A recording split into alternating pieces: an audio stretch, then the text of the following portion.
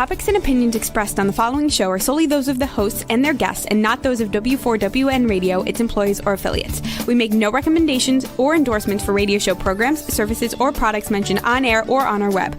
No liability, explicit or implied, shall be extended to W4WN Radio, its employees, or affiliates. Any questions or comments should be directed to those show hosts. Thank you for choosing W4WN Radio. This is Beyond Confidence with your host, Divya Parekh. Do you want to live a more fulfilling life? Do you want to live your legacy and achieve your personal, professional, and financial goals? Well, coming up on Divya Parekh's Beyond Confidence, you will hear real stories of leaders, entrepreneurs, and achievers who have stepped into discomfort, shattered their status quo, and are living the life they want. You will learn how relationships are the key to achieving your aspirations and financial goals. Moving your career or business forward does not have to happen at the expense of your personal or family life, or vice versa. Learn more at www.divyaparekh.com, and you can connect with Divya at contact@divyaparekh.com. This is Beyond Confidence, and now here's your host, Divya Parekh.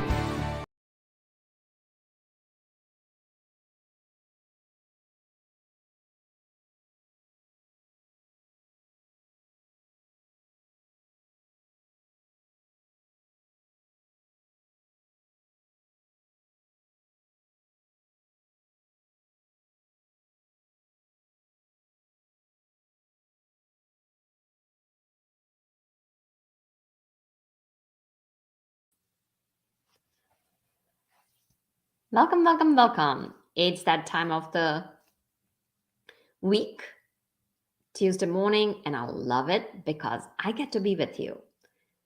So for those of you who have bought our books, The Entrepreneur's Garden, Expert to Influencer, and many more others, so appreciated and so thankful to you because the partial profits from the books go to kiva.org, where we are helping entrepreneurs all across the globe, folks. So if you have not got our books, please get it because they are going to provide you a ton of value and not only enrich your life, and as part of that, you're helping others. You can find all of our books on Amazon. And also, I'm going to invite you and highly encourage you to spend 1 hour of your time in helping others. So important, especially as we move into holidays. Why not take that 1 hour of time and help someone, whether it's your neighbor, your loved one, or a stranger, with no strings attached? And for those of you folks who don't know me, I'm Divya Parekh, and I help coaches, consultants, business leaders, entrepreneurs, corporate professionals, and executives build a confident narrative in which they believe and create a presence that helps them to be perceived as a thought leader in their industry. And we do this in multiple ways. So connect with us if you're looking to influence others. And let's invite our guests. Welcome, Dr. Vicky. It's great to be here. It's great to have you. So usually we start out with a moment in time. So do you recall any moment in your childhood that still stands out for you today? I do. I remember a time where my father asked, what do I want to be when I grow up? I was probably maybe 7 or so. And I, 7-year-old really, a movie star, or something like that, nurse. And I remember my dad saying, you can be anything you want to be. And that was very empowering to me, very empowering. So that really kind of guided me in a lot of ways.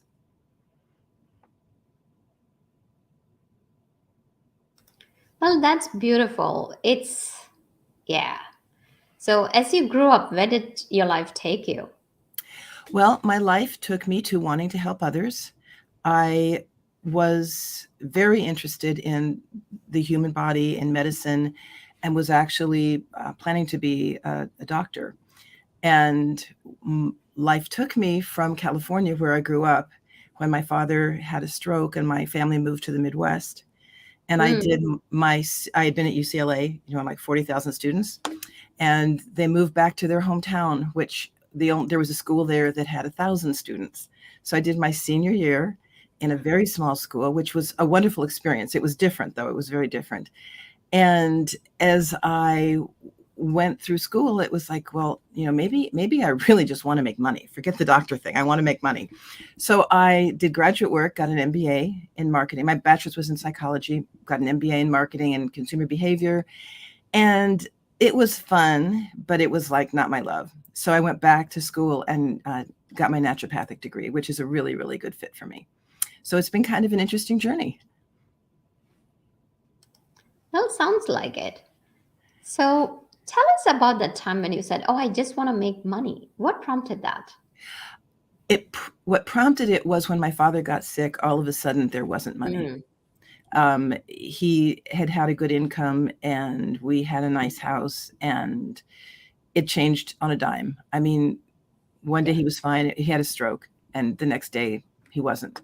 So I think it was the insecurity that counting on somebody else created for me. It's like, I wanted to take care of that myself. Yeah, you wanted to be independent, and I'm sure that was a tough time in your life. And can you share with us, what lessons did you learn from that time? I learned, I would say, several important lessons. The first was value each day for what it is, because you never know what tomorrow will bring. I learned the power of family and friends to support when you need that. And it really, it changed how I approached people who needed help. Previously, it was like, oh, well, they don't need me bothering them. They don't need me, butting in. But it was like, find a way to make yourself available, and people know. And maybe if they don't need you, they won't reach out, but make sure they know that you're there for them. That changed dramatically. And again, moving from a California lifestyle to a Midwest lifestyle, it was initially, whoa, this is very different. But then finding value in it, and finding value in the more quiet lifestyle, and just being able to connect with aunts and uncles and cousins that I didn't see growing up in California. So it really taught me some values that I don't think they were missing in California as much as they were just not highlighted. Yeah, so many times what happens is that when we are living that fast-paced life, we take things for granted. We take things like our family and friends, and doesn't matter who it is, that support system that makes us rich, that makes our lives so much stronger. So you're absolutely right. Sometimes it takes life-changing events to bring that into focus, and energy flows where focus goes. So definitely that makes sense. I think the other thing that I learned that I had always sort of believed, but this highlighted, is you're always in the right place at the right time. If that had not happened, I would never have met my husband, because I met my husband at a school in the Midwest. So it all works out. That's true. And there's always, as they say, there's a silver lining to those dark clouds. Yes, absolutely. Absolutely. So tell us, you said that, you graduated, and did you go for your naturopathic degree right after MBA? What caused that change? Okay. So I did work in the corporate world for a while, and it became very clear I was not cut out for the corporate world. And there was a lot of gaming, things like that. It just wasn't my personality. So I moved, first of all, I moved out of the city. That helped a lot. To move out to the burbs really took some of that intensity down. But it was, I remember talking with my husband and saying, I don't like this. I'm not happy, and it's stressing my body, and I can feel it. So we saved some money, and I went back to school. I mean, it was really kind of, but again, the change was I wanted to do it in a more natural way. I wanted to be a naturopath, not a traditional doctor. So then I went back to school. I mean, it was really, at the time, of course, there's chaos when you think you're quitting something you trained for and everything, but it was, looking back, it was a pretty linear progression. And one of the reasons that I decided to be a naturopath instead of a traditional doctor was that my husband got sick. And what the doctors we spoke to said, okay, the only thing that's going to take care of him is this medicine, and it will probably kill his liver. I'm like, okay, yeah, I don't want those kind of choices. There has to be a better way.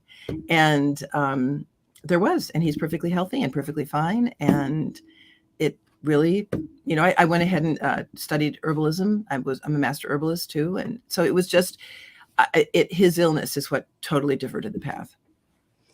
And that definitely is good to hear. I'm very happy for you that your husband is doing well. Mm-hmm. So tell us about your corporate life as to what were you doing over there?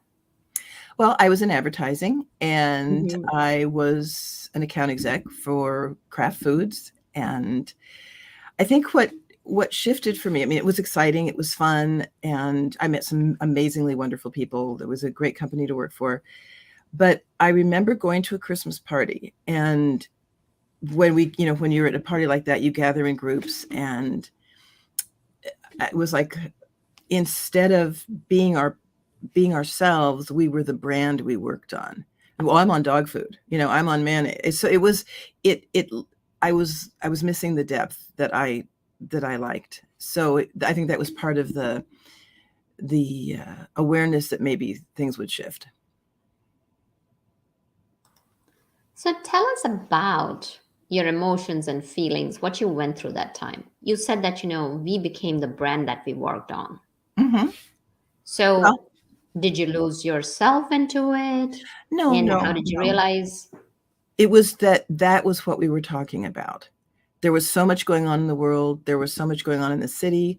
It was the holidays, and there was a competitiveness I wasn't comfortable with. And as I went through my naturopathic studies, I was able to look back and thinking about the 5-element model, which is what my book is based on, that those kinds of relationships, I could see in hindsight that we really weren't relating to each other as people. We weren't understanding each other as people. And that was something that was really missing, was that even a focus or making it a priority to understand each other. So that was a big shift. Got it. So you talk about 5 different personalities, and that will help us with the different relationships. So can you go over the 5 different personality types? Yes, I can. It is based on the 5-element model from traditional Chinese medicine, which has been around for millennia. It is a model they developed to explain cycles, the progression through the seasons, for example. And they use it, acupuncture, of course, is based on the meridian system. It's core to their philosophy, to their medical system, etc. But what I discovered in my studies and my looking at this is that there are personalities that sit in there too. So there are 5, what I've isolated as 5 basic personalities based on the elements. So, for example, the elements are water, wood, fire, earth, and metal. Water in the Chinese model represents winter. That's when things are very inner directed, very yin, low energy, a lot of internal work. And people with a water personality will be very contemplative people. They will be very imaginative. Creation and creativity sits in water. And they will like a few close friends instead of large crowds. Fiery people will want large crowds and fun. So you can kind of go through it for each of the different elements and see not only what their personality might be, but then what will they like? What will they be good at? What will they not be good at? Where can you support them? I mean, one of my favorite examples, which is in my book, was in my private practice. I had a very bulky male come and say, I need help. I'm raising a wimpy kid. And it's like, well, what makes you think he's a wimpy kid? And this guy had been a football star in college. He said, doesn't want to play football. He wants to play with camera. He doesn't want to play football. It's like, well, he's probably not wired like you are.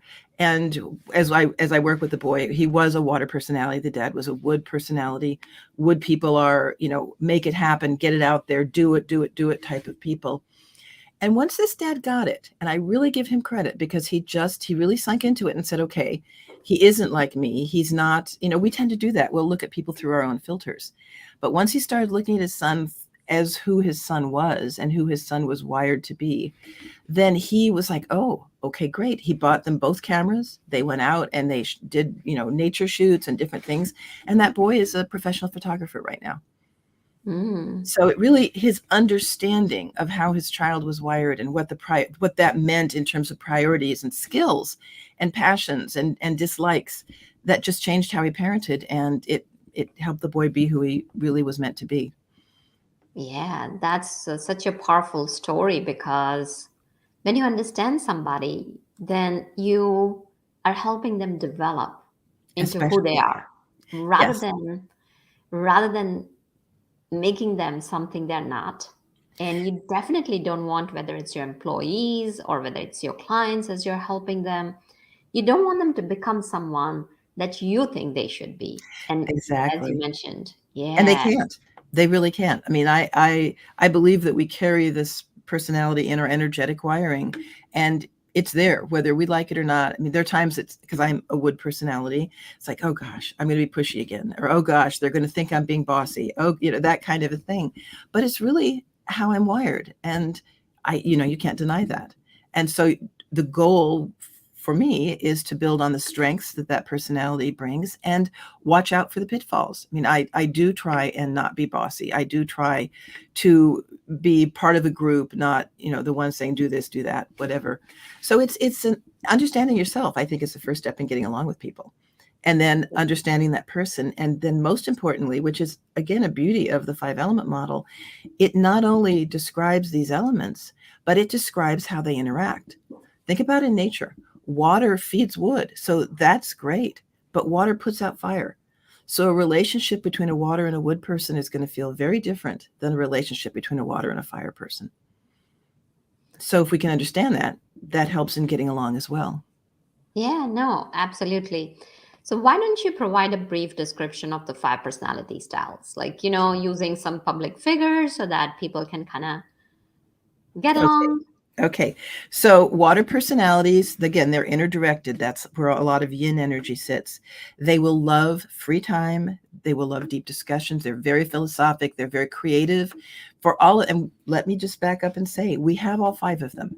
We have all 5 of them in our energetic wiring. So no one would mistake me for a water person, but when I need to solve a problem, I will sit in my water and come up with something creative and imaginative. So we all have access to all of them.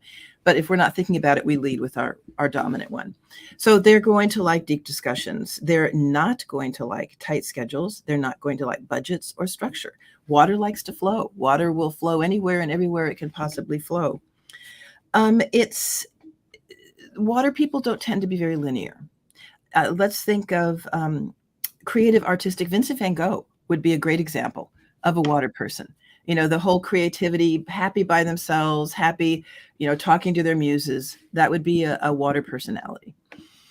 So wood personality represents spring. That's where there's a lot of energy, the energy for the little bud to burst through the bark, and the energy of babies being born in the animal kingdom. Anyway, it's a time of manifestation. And that's what wood people like. We value manifestation, making something happen. And every organization I've ever been in, I always say, if you want something done, give it to a wood. They will get it done. So wood people love challenges. They love accomplishment. They love moving things forward. Wood looks toward the future. They're great planners. They're great organizers. They do not like dashed expectations. Chaos will take them down, and they don't like being told no. If they've got a great idea, I mean, my husband has learned, being married to me, you don't say no. You say, how about this instead? Because, woods get up ahead of steam.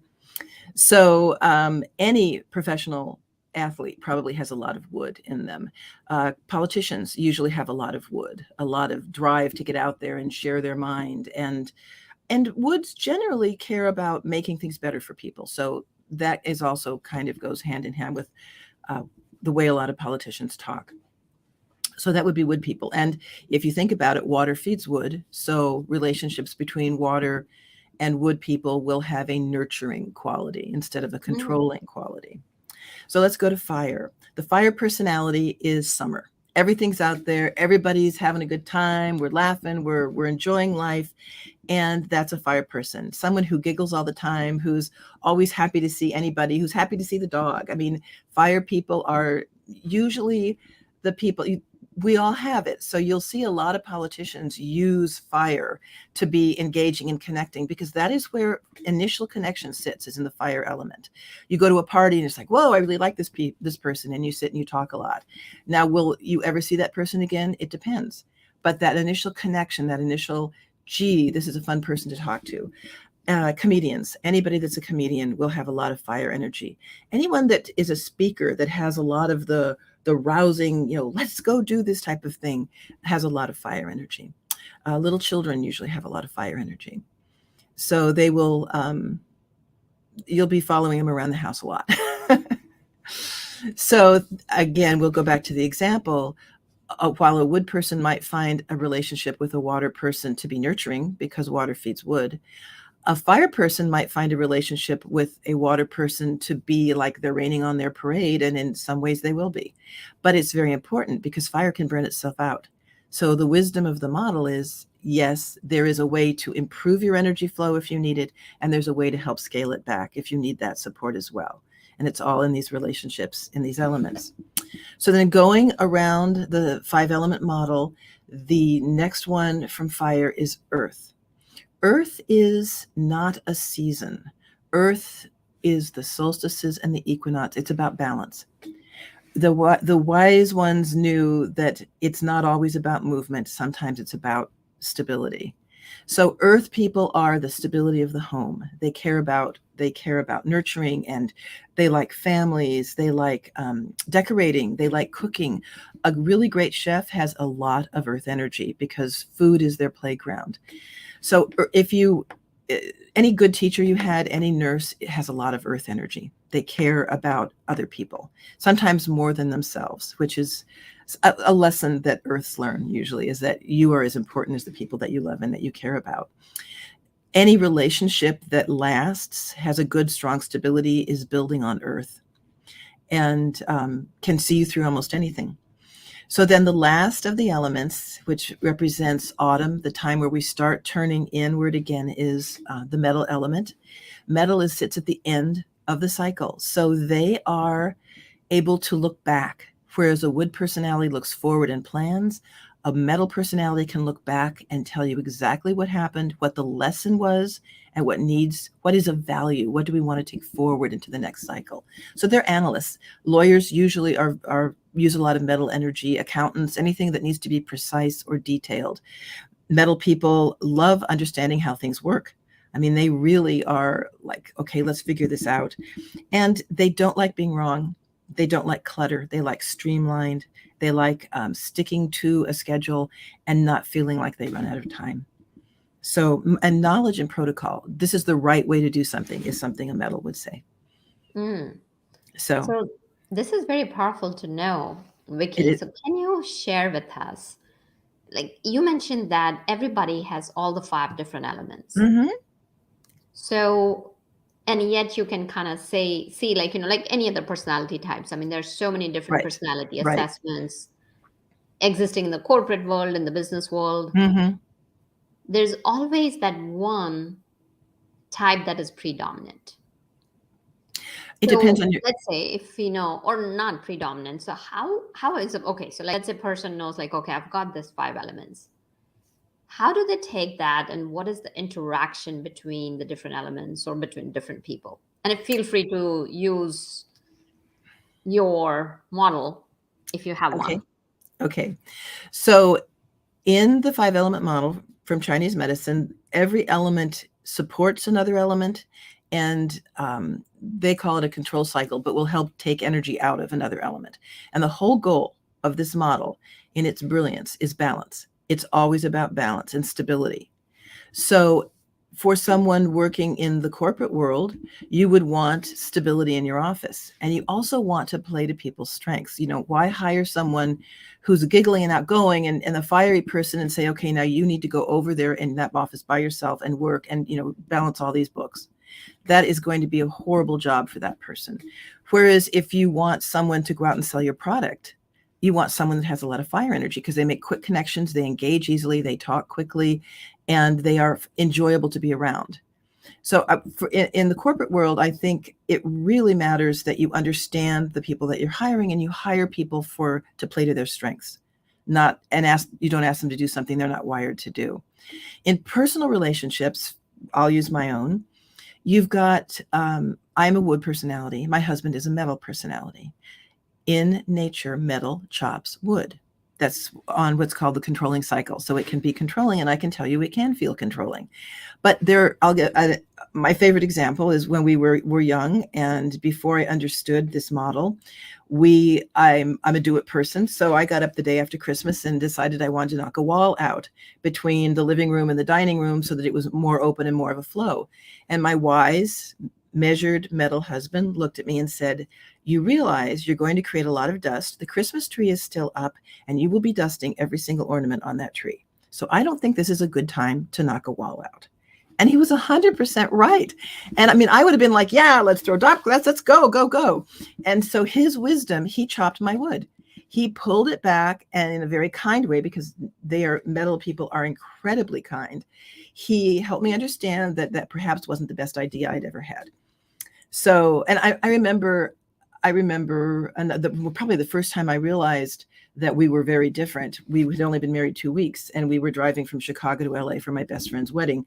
And we hit the Mojave Desert. And there is nothing in the Mojave Desert except sand and rocks, period. Nothing, no people. And my husband drove the speed limit. And I looked at him and I said, "Could we speed this up?" And he looked at me like I had 4 heads. And he said, "We're going the speed limit." End of discussion. And that was a moment I thought, oh my God, I'm not sure I like the man I love. And once I understood, and it took a couple of years before I really started understanding that he was wired to honor protocol, that rules exist for a reason in a metals world. Whereas for a wood, it's like, hey, no one's looking. I'm going to go as fast as I need to go. So it's been a journey in understanding. But once I started with my patients, I have dealt with a lot of cancer people, and my approach is the body can't heal itself unless you're balanced emotionally, mentally, physically, and spiritually. And every time we came to the emotional part, almost every time it was a relationship issue that was bothering them. So I started sort of sharing this with them, and it was, wow, okay, I get it. And it really helped change their relationships and improve their relationships. And that was when I started teaching it around the country and actually over in Europe. And people asked for a book, and it took me many, many, many years to get the book written. But it does make a difference. When you understand someone, it's much easier to get along with them. You stop expecting them to do something that they're not wired to do.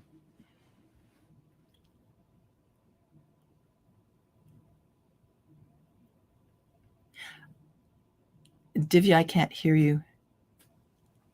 Oh, let's try out different scenarios. What you have shared is really, really powerful. Let's say somebody is a business leader, they're in a corporate setting, and now they're interacting with their colleagues. So how can you understand what your colleagues want and help them get it? There's several things. If you own the business, you can ask everyone to take a quiz that will determine pretty clearly what their elemental personality, what the makeup is. And then, if you're dealing with the wood, how to deal with the wood. If you're dealing with the metal, how to deal with the metal, what they'll want, what they'll be good at. But barring that, which most people don't want to do, you can look at how they behave. If they are your best salesperson, if they're able to get out there and, make things happen, they're going to have a lot of wood energy. And if they're particularly engaging, they're going to have a lot of fire. Play to the strength of that. Don't take a wood person and put them in an office by themselves, or God, don't put a fire person in an office by themselves and expect them to be happy. They won't be productive. People are not productive if they're not happy. Also, if you're getting ready to hire somebody, look at what are the strengths of that person, of that job. What do you need someone to be really good at? What do you need them to do to perform? Do you need them to be good in front of a trial, in front of a jury? Do you need them to be a super salesperson that could sell to anyone? And find somebody that is wired to be good at that, rather than trying to train it into them. It's very hard to train a personality and a skill base into somebody if they're wired to be exactly the opposite. So I think it's huge in the corporate world. Mm-hmm. That makes complete sense, because it's almost like taking a square peg, or a round peg, and trying to fit it in a square hole. So the key is that, first of all, figure out, okay, what is it that you're looking to achieve? And based on the goal, it's important to assign the right person that matches, because if you're playing to their strengths, then there's productivity, And when there is productivity, of course, profitability follows. Absolutely. And a stable office. There's nothing worse, and I've been in the corporate world, than someone that's not happy and they want everybody else to not be happy too. And not that they want them to be miserable, but they want to share their unhappiness. Like, I don't think this is working. Do you? Or I don't like, why is that way? I mean, they just start raising questions that comes from a place of them being unhappy. And if they're happy, if it's a good fit, if they know they're succeeding, people want to succeed. It's wired into us. Accomplishment is wired into us. And if you can facilitate that, you will have a happy office with people that appreciate each other. So I think it's super important. No, absolutely. That makes so much sense. So now we are talking about hiring the right person or assigning the right job to the right person, Yes. which has the right match. So share with us, you'd said that, if people are unhappy, they will share their unhappiness. So what are the 5 ways where people diminish each other without even knowing it? The 5 ways that they diminish each other are through their personalities, because for me, it all comes back to that wonderful little model.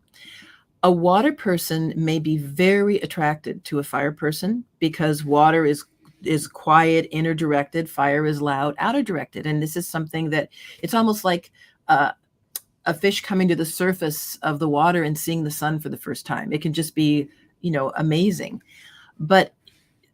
And the water person may be attracted to that, but too much water is not going to feel good for a fire person. So and I have worked with couples who are water fire marriages, and there's absolutely ways to do it. But the first step is understanding that the water person needs to understand that the fire person isn't going to be the best person to sit and discuss philosophy for 5 hours. That just isn't going to work for them. So if that water person wants to discuss philosophy, join with other water people and have a club and have meetings and do coffees and whatever. And that's where you discuss your philosophy. Don't think your wife doesn't love you because she'd rather be at a loud party instead of sitting and talking about how many angels can dance on the head of a pin. So it's understanding. And that is probably the core of my message, is we can get along with anyone if we understand them and what they're going to be good at and not, what they're going to like, what they're able to do. I mean, to ask a fire person to sit quietly and do something, oh my gosh, you're probably gonna have to tie him up to get him to sit quietly and do something. So it's understanding, and my marriage is a perfect example of that, because my husband, as a metal person, can sit and do 1,000-piece crossword puzzle, no problem. I mean, table puzzle drives me bonkers. I can do it for like 5 or 10 minutes, and then I have to go do something else. But I can understand that he values that, and that's important, and he's wired for it. Now, that's a really good example. So you have shared a few ways to build up each other. Are there any other ways that you'd like to share that people can take some actionable items even today? Okay. I think, honestly, one of the most important things is something as simple as color. Let's just talk about color. Each of the elements has a color that will build it based on like summer, fire is red. I mean, we can go through it. Water is blue. Well, that makes sense. For wood, it's green. Trees, yeah, that makes sense. For fire, it's water. It's red. That makes sense. For earth, it's earth tones, literally. I mean, that's the oranges and the beiges and the browns. And for metal, because metal is usually, literally, we say it's black and white. It's either yes or no, in or out. There's no middle ground for metal personalities, right or wrong. And they do well with black or white, mostly white. White is usually a color that helps support the metal element. So if I need to be mentality sits in metal. The analysis, the looking back, because they look back on the cycle, they can say, well, look, this did really well. When we did this, everything we wanted happened. When we tried that, nothing, it failed. So obviously we're going to take forward into the next cycle the right way to do it. If you want to build that for somebody, you put them in a room with a lot of white, or you have them wear white. I mean, I want to be outgoing and engaging for you. I'm in red to build my fire. And if you want someone to be quiet and calm as you are, you're going to wear blue. So or you paint your walls blue, or I worked with a guy once who ran his own small business, and he started painting everybody's office the colors that he wanted them to manifest, the personality type. So he painted the guys, his legal people, white for metal, so that they would analyze well, and they would take care of the legal aspects. He had a secretary that he loved, and she didn't have an office, but he put, she was an earth personality, so he put plants on her desk, because, outside nature feeds earth. So there's lots of ways, and my book has gazillions of hints for each of the elemental personalities, ways to help build it, what to do when it's out of control, when there's too much, and again, building it when there's too little. I think it's amazing. And I've seen it again and again and again in my practice, what a difference it can make for people. Different foods will help build an element or help decrease it. And it's just really, it really, really works well. No, that's powerful. So share with us, where can people connect with you, and where can they find your book? My book is available on Amazon and at Barnes & Noble. And my website is Dr. Vicky Matthews at Comcast.net.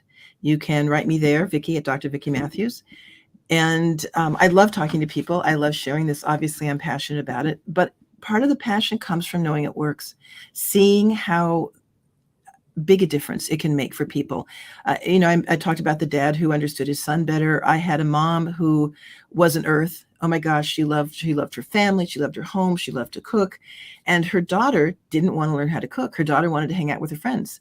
And when the mom, with my help, realized she had a little fire, so it changed everything. It also changed how she threw parties for that girl.